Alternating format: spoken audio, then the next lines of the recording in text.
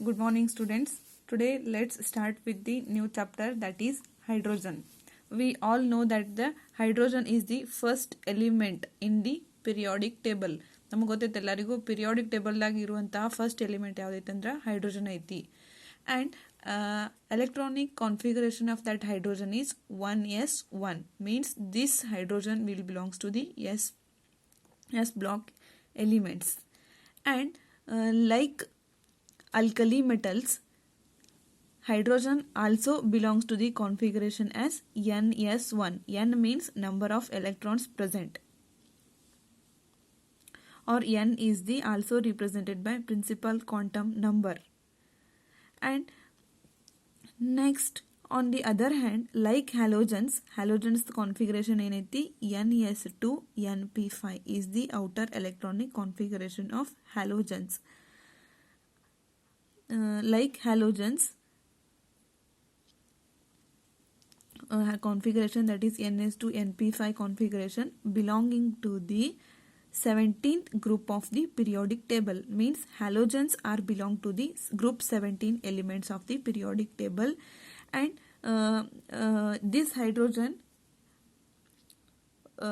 the hydrogen ಇದ್ದಿದ್ದ noble gas configuration ಆಗ್ಬೇಕಂತಂದ್ರೆ ಅಥವಾ ನೋಬಲ್ ಗ್ಯಾಸನ್ನು ಒಬೆ ಮಾಡ್ಬೇಕಂತಂದ್ರೆ this will acquire the configuration as 1s2. if this hydrogen will acquire or one electron abstract ಮಾಡ್ಕೋತು ಅಥವಾ one electron ತನ್ನ ಕಡೆ ಜಕ್ಕೋತಂದ್ರೆ that hydrogen will acts as a noble gas, that is helium. Next, hydrogen, if hydrogen lose one electron, at that time it will form the unipositive ion. hydrogen ತನ್ನ ಕಡೆ ಇರುವಂತಹ one electron lose ಮಾಡ್ಕೋತಂದ್ರೆ that electron is called as unipositive ion ಅಂತ ಕರಿತೀವಿ. as well as with halogens which gain one electron and it will form the uninegative ion. halogen ಜೊತೆ ಇದ್ದಾಗ if that hydrogen will abstract, means attract the one electron ತನ್ನ ಕಡೆ attract ಮಾಡ್ಕೋತಂದ್ರೆ that time that hydrogen will behave as uninegative ion. and hydrogen having the high ionization enthalpy. ionization enthalpy ಅಂತಂದ್ರೆ ನಿಮಗೆಲ್ಲ ಗೊತ್ತೈತೆ students, that is amount of energy required to remove the electron from the outermost orbital. outermost orbital ದಾಗ ಇರುವಂತಹ electron ಅನ್ನು remove ಮಾಡ್ಬೇಕಂತಂದ್ರೆ ನಮಗೆ certain energy ಬೇಕು. that energy or that enthalpy is called as ionization enthalpy. Next is the hydrogen. Hydrogen doesn't show the metallic character, and ionization enthalpy of that hydrogen, that is 1312 kilojoule per mole. and hydrogen also forms the hydrides compound. Like if this hydrogen react with the lithium, it will form lithium hydride. if this hydrogen react with the sodium, it will form sodium hydride. that's why commonly this hydrogen will also form the hydride compounds. next is the dihydrogen, that is represented by H2. occurrence ಅಂದ್ರೆ ಎಲ್ಲಿ ಸಿಗ್ತೈತಿ dihydrogen is the most abundant element in the universe. ನಮ್ಮ ಭೂಮಿ ಮೇಲೆ ಭಾಳ ಕಡೆ ಸಿಗುವಂತಹ ಇದು compound, that is dihydrogen. 70% of the total mass of the universe, total ಯೂನಿವರ್ಸ್ದಾಗ 70% ಆಫ್ ದಿ ಅರ್ತ್ಸ್ ಕ್ರಸ್ಟ್ ದೊಳಗೆ ಏನೈತಿ ಡೈಹೈಡ್ರೋಜನ್ ಮೊಲಿಕ್ಯೂಲ್ ಐತಿ. Next is the isotope of hydrogen. First of all, we try to know about the definition of isotope. Isotope ಅಂತಂದ್ರೇನ, the compound having same atomic number but different in the mass number. See here students, hydrogen atomic number that is 1, but mass number ಏನೈತಿ ಈ hydrogen the 1 ಐತಿ, ಈ hydrogen mass number 2 ಐತಿ. means they are same in atomic number but they differ in the mass number. that's why these are called as isotopes. likewise, isotopes of hydrogen ಯಾವ್ಯಾವ ಅಂದ್ರ totally 3 isotope ಅದಾವ. first one protium represented by 1H1. second one deuterium 1H2 also represented by capital D, and this is also called as heavy water ಅಂತನೂ ಕರೀತಾರೆ ಈ deuterium. and next is the tritium, that is represented by 1H3 and also represented by capital T. these are the 3 main isotopes of hydrogen. Next is the preparation of dihydrogen. ಈಗ dihydrogen ಹೆಂಗೆ prepare ಮಾಡ್ತೇವೆ ಅಂತೇಳಿ. First one laboratory method. In laboratory method dihydrogen prepare ಮಾಡ್ಬೇಕಂತಂದ್ರೆ first zinc ತಗೊಂಡ ಆ ಜಿಂಕ್ನ dilute HCl ಅಥವಾ dilute hydrochloric acid ಜೊತೆ ಟ್ರೀಟ್ ಮಾಡ್ಬೇಕು. zinc when treated with the dilute HCl that will form the zinc chloride plus H2. Likewise, if pure granulated zinc ಅಥವಾ zinc granule ನ hydrogen ಜೊತೆ treat ಮಾಡಿದ್ರೆ that time zinc loses its 2 electron. That time zinc will becomes zinc plus 2 and pure dihydrogen will be liberated. And this is first. And second one, this also be prepared by the reaction of zinc with aqueous alkali. Alkali ಅಂತಂದ್ರೆ base. ಯಾವುದಿಲ್ಲಿ aqueous alkali? That is base sodium hydroxide.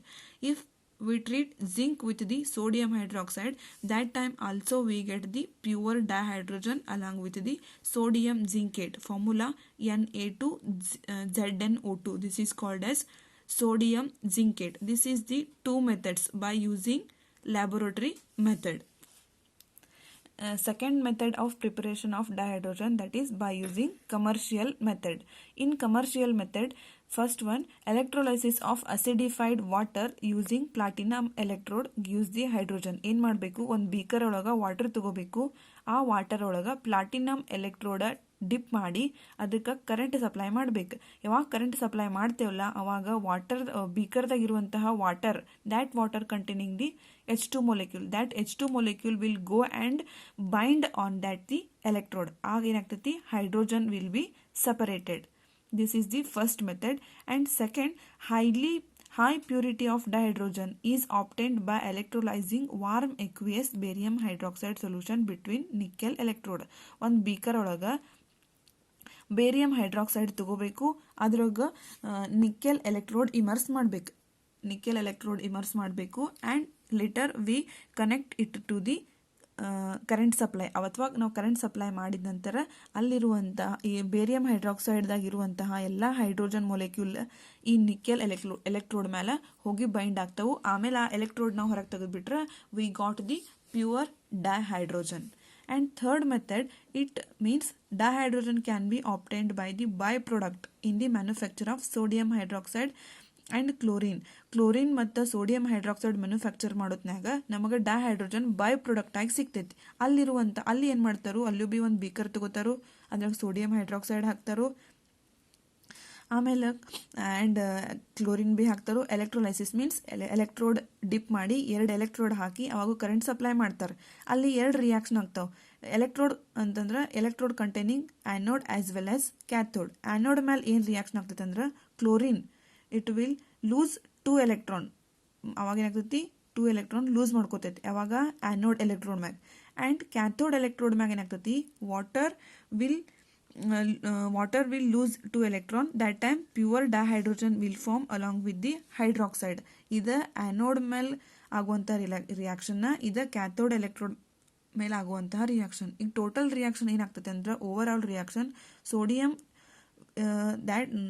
ಏನಂತಂದ್ರೆ sodium ಹೈಡ್ರಾಕ್ಸೈಡ್ದಾಗ ಇರುವಂತಹ sodium ion chlorine ಜೊತೆ react ಆಗಿ that will and along with water it will give the Cl2 as gaseous and hydrogen will liberate and sodium hanga as usual sodium ion ಸಿಗ್ತೈತಿ along with the hydroxide ion.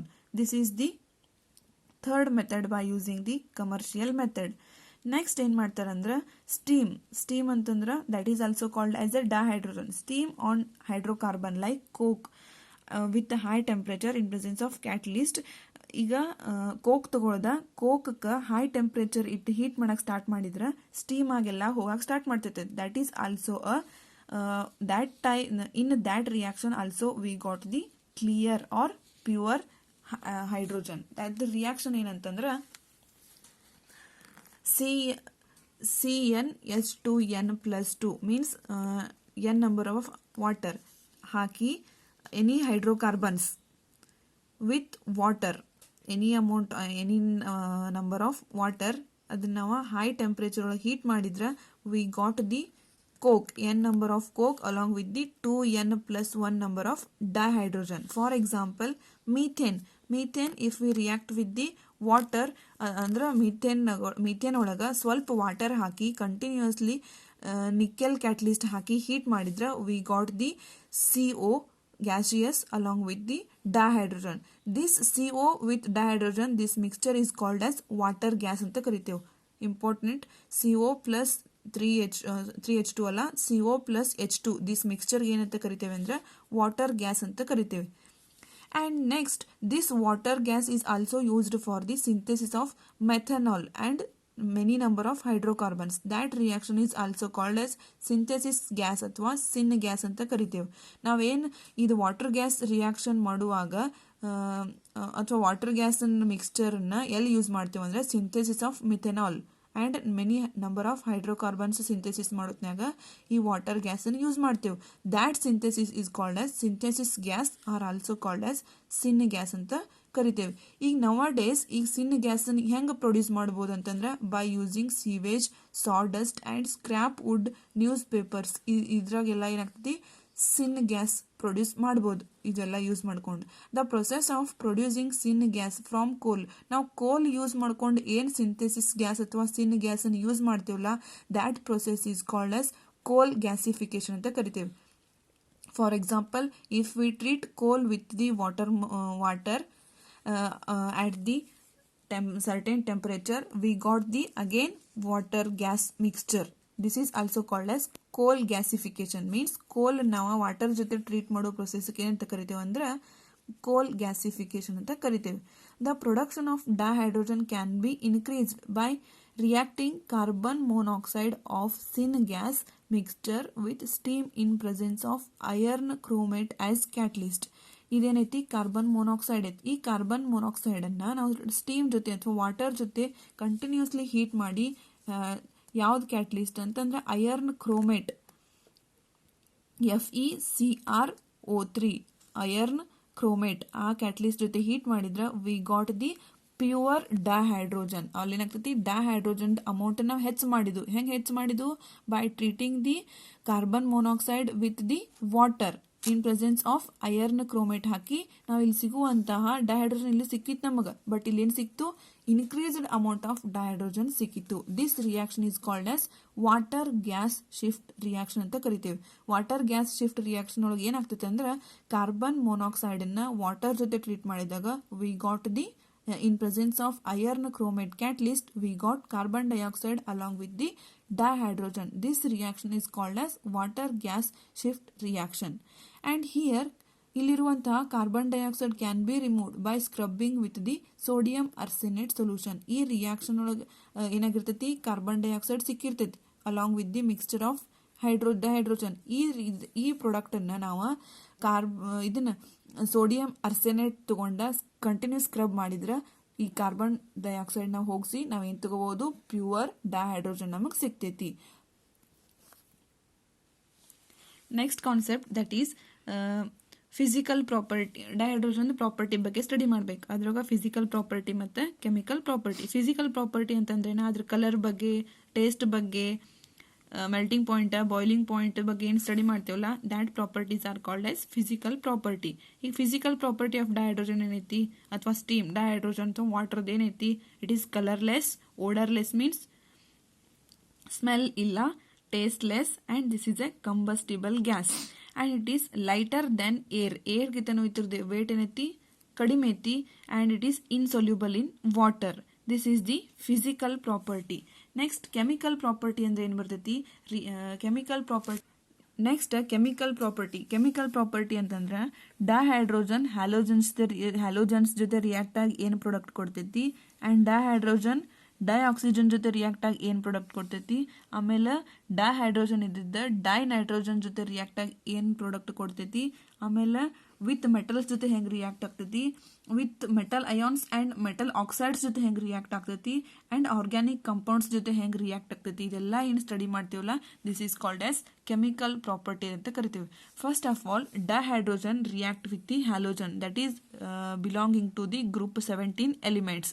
ಅವು ಯಾವ್ಯಾವ ಅಂತಂದ್ರೆ fluorine, chlorine, bromine, iodine. These are called as halogen belong to the group 17 elements. When dihydrogen react with the halogens, it will form the hydrogen halide. X means halogen, This HX means hydrogen halides. This is about the first reactivity. And next, reaction with dioxygen. ಈ dihydrogen ಇದ್ದಿದ್ದ dioxygen ಜೊತೆ react ಆಗಿ ಏನು ಕೊಡ್ತೈತಿ, water molecule ಕೊಡ್ತೈತಿ. It reacts with the dioxygen to form water. The reaction is highly exothermic. Exothermic means heat liberated. During this reaction, heat will be liberated. And next is the reaction with dinitrogen. When this dihydrogen react with the dinitrogen in with Fe as a catalyst, it will form the ammonia. This is the method. This is also called as, this method is manufacture of ammonia by Haber's process ಅಂತ ಕರಿತೇವೆ. ಈ reaction ಏನಂತ ಕರಿತೇವೆ, Haber's process ಅಂತ ಕರಿತೇವೆ. Haber's process ಯಾಕೆ use ಮಾಡ್ತಾರೆ ಅಂದ್ರೆ manufacture of ammonia. Next is the reaction of metals with the dihydrogen. With many metals, dihydrogen combines at higher temperature. It will form the hydride. Means metal when react with the dihydrogen, it will form the metal hydride. For example, I already told that hydrogen also forms the metal hydride. If lithium react with the dihydrogen, it will form lithium hydride.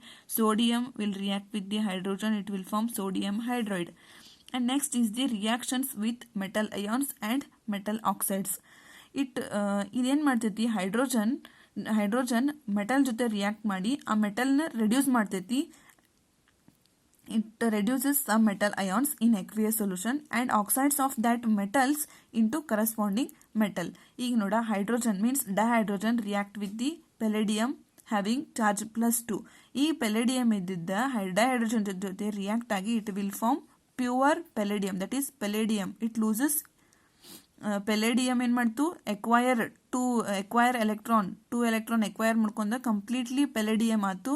That time hydrogen liberate the 1 electron. Hydrogen H ಇತ್ತು, ಇಲ್ಲಿ ಬಂದೇನತ್ತು H+ ಆಯ್ತು.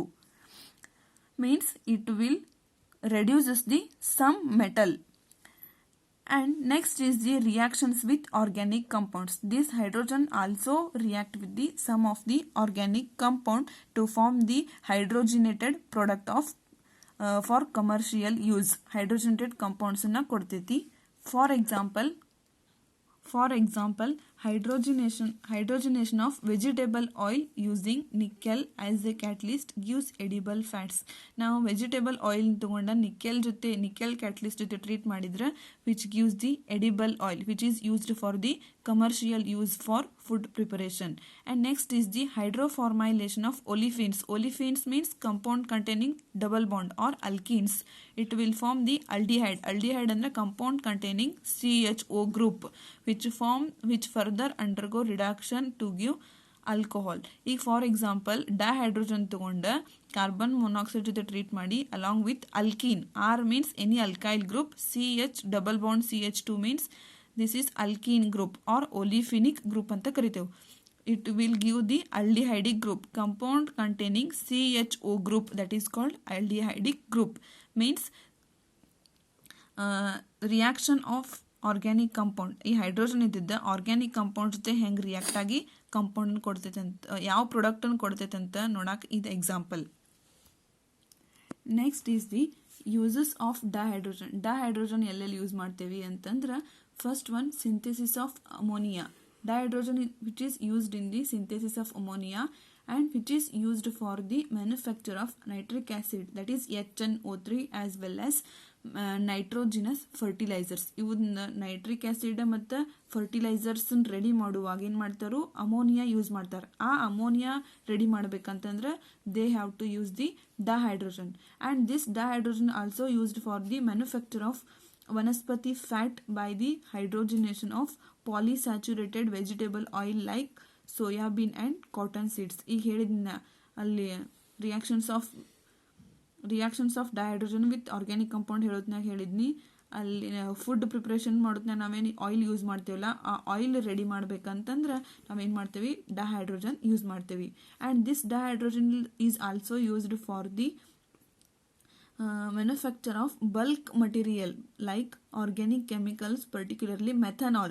Methanol when carbon monoxide react with the dihydrogen, it will form the methanol preparation ದಾಗ ಏನು ಮಾಡ್ತೀವಿ dihydrogen use ಮಾಡ್ತೀವಿ. And this dihydrogen is widely used for the metal hydride like lithium hydride, sodium hydride and so many hydrides.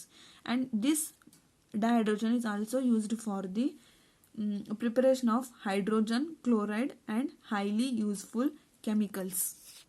And this dihydrogen is also used for metallurgical process. Metallurgical process ಅಂತಂದ್ರೆ separation of metals from the ore. ಆ metallurgical process ಒಳಗೆ ಏನು ಮಾಡ್ತಾರೆ dihydrogen use ಮಾಡ್ತಾರೆ. And atomic hydrogen and oxy hydrogen torches find use for cutting and welding purpose. ಆ cutting ಮತ್ತು welding purpose ಒಳಗೂ use ಮಾಡ್ತಾರೆ. And this dihydrogen is also used for the rocket fuel ಆಗಿ use ಮಾಡ್ತಾರೆ for space research. And dihydrogen is used for fuel cells or generating electrical energy. Fuel cells ಅಥವಾ ಮತ್ತು electrical energy generate ಮಾಡ್ಬೇಕಂತಂದ್ರೆ ಈ ಡಹೈಡ್ರೋಜನ್ use ಮಾಡ್ತಾರೆ. These are the uses of ಡಹೈಡ್ರೋಜನ್.